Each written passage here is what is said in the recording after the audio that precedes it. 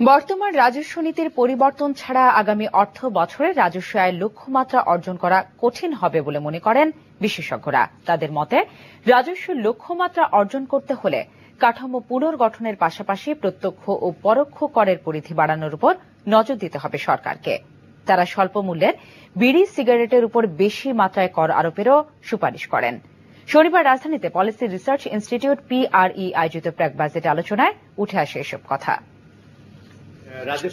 চলতি অর্থবছরে রাজস্ব আদায়ের লক্ষ্যমাত্রা নির্ধারণ করা হয়েছিল 1,36,000 কোটি টাকা। পরে তা কমিয়ে 1,25,000 টাকায় নির্ধারণ করা হয়। আর এখন এ লক্ষ্যমাত্রাও অর্জন সম্ভব হচ্ছে না।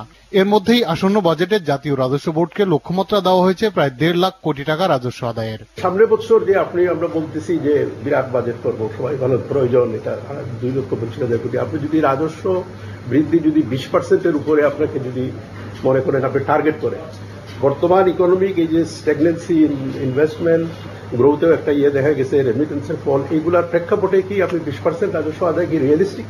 কোথায় কোথায় থেকে রেভিনিউ আসবে সেটি যদি স্পষ্টভাবে স্টাডি করে যদি ঠিক করে না করে যদি এরকম ধরনের একটা এস্টিমেট ধরা হয় বা লক্ষ্যমাত্রা ধরা হয়, তাহলে সেটা অর্জন করা আসলে কষ্টকর হবে। এই অবস্থায় লক্ষ্যমাত্রা অর্জনের রাজস্ব কাঠামো পরিবর্তনের পাশাপাশি করের পরিধি বাড়ানোর সুপারিশ করেন বিশেষজ্ঞরা। পরিধিটা আরো বাড়াতে হবে। যে এখন তো যে বিশেষ করে উপজেলা পর্যায়ে বেশ বিজনেস অ্যাক্টিভিটি অনেক এক্সপান্ড করেছে।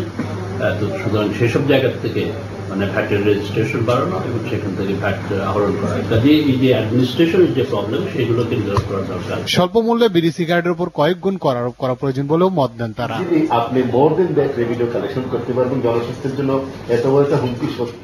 এছাড়াও দেশে বিনিয়োগ ও কর্মসংস্থান বাড়াতে অবকাঠামো খাতে এডিপির অর্থ ব্যয় করার পরামর্শ দেন তারা। এ সময় সামাজিক নিরাপত্তা খাতে আনুপাতিক হারে বাজেট বরাদ্দ কমে যাওয়ায় উদ্বেগও প্রকাশ করেন এই বিশেষজ্ঞরা। আতিক বাবু, দেশ টিভি, ঢাকা। বিশ্ব তামাক মুক্ত দিবস আজ। তামাকের উপর কর